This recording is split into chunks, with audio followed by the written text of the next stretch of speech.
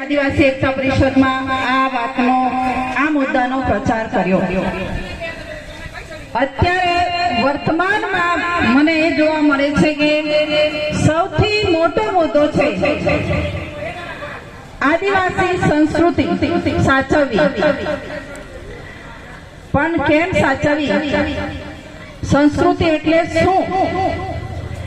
એ કેટલા ટકા એટલે કેટલીક હદ સુધી લોકોને સમજ પડી ગઈ છે।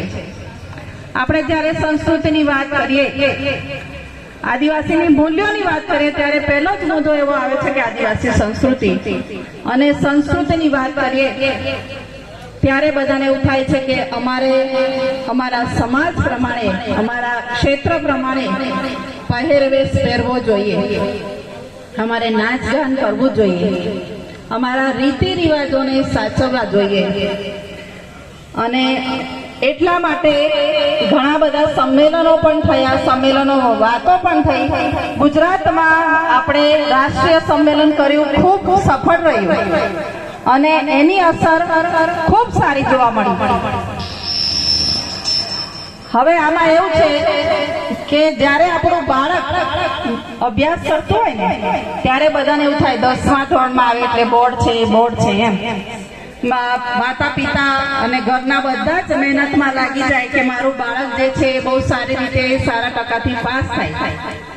એવી જ રીતે આપણે જે સિનિયર કાર્યકર્તાઓ છે એ એવી રીતના મહેનત કરતા હતા કે આપણી સંસ્કૃતિ, આપણા મૂલ્યોને સાચવવા પડે। બાળક 10મું ધોરણ પાસ થઈ જાય એટલે હાસ થાય, પણ પછી રિઝલ્ટ આવ્યાના બીજા દિવસથી માતા પિતાની માનસિક સ્થિતિ હોય છે કે હવે અમારા બાળકને શું ભણાવવું, કઈ રીતે આગળ લઈ જવો। આપણા એકતા પરિષદના સંગઠનની સ્થિતિ આ છે કે સંસ્કૃતિ સાચવવી જોઈએ, આપણા રીતિ રિવાજ સાચવવા જોઈએ।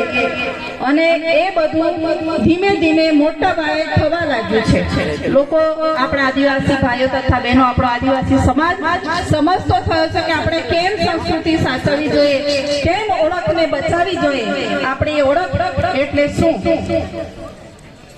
પણ એ સ્ટેજ આપણે પાસ કરી લીધો છે એવું મને લાગે છે। આના પછી શું? આપણા મૂલ્યોમાં, આદિવાસી સમાજના મૂલ્યોમાં શું છે? સંસ્કૃતિ પછીનું મૂલ્ય શું છે? ડોક્ટર શાંતિકર વસાવા સાહેબે જે વાત કરી, કાયદો આવ્યો છે, હવે મને લાગે છે કે એક સંસ્કૃતિમાં એક મુદ્દો આ છે પ્રકૃતિ બચાવ। તો મને લાગે છે કે હવે આપણે પહેરવેશથી, રીતિ રિવાજથી આગળ વધીને હવે આપણી નજર, આપણું કાર્ય એ જમીન ઉપર અને પ્રકૃતિ પર હોવું જોઈએ। તો સમાજ, મને લાગે છે, આગળ નીકળી શકશે। અત્યારે આપણા સમાજમાં એવી સ્થિતિ આવી ગઈ છે, મહિલાઓને મુદ્દા લઈને ખાસ કરીને હું વાત કરું તો મહિલાઓની સ્થિતિ સમાજમાં વધારેમાં વધારે સંસ્કૃતિ એટલે પહેરવેશ, નાચ ગાન, રીતિ રિવાજ એ જેટલું મજબૂત થતું જાય છે એટલી જ મહિલાઓની સ્થિતિ કથળતી જાય છે।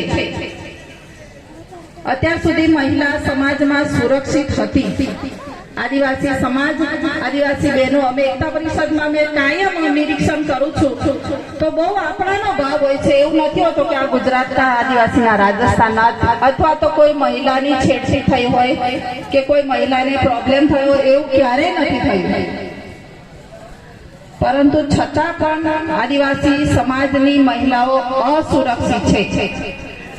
આદિવાસી, પૂરા દેશની આદિવાસી ક્ષેત્રની જમીનો અસુરક્ષિત છે।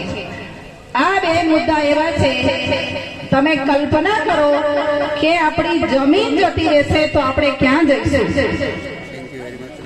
અને મહિલા વિખેરાઈ જશે, મહિલાની સુરક્ષા નહીં હોય તો પછી સમાજ ક્યાં જશે? કોણ સમાજને આગળ વધારશે? એ એક આપણે કલ્પના કરવાની છે। આ મુદ્દાઓ પર ગંભીરતાથી વિચાર કરવાનો છે। અને મને લાગે છે કે હવે આપણું બીજું સ્ટેજ એ હોવું જોઈએ કે આપણે બને ત્યાં સુધી વધારે ને વધારે મહિલા સુરક્ષા ઉપર કામ કરીશું। નજીકના જ ક્ષેત્રમાં આપણી બાળકી ઉપર ખૂબ ખરાબ ઘટના આપણી બની ગઈ છે આપણા ત્યાં. એવી ઘટનાઓ દિવસે ને દિવસે વધતી જાય છે.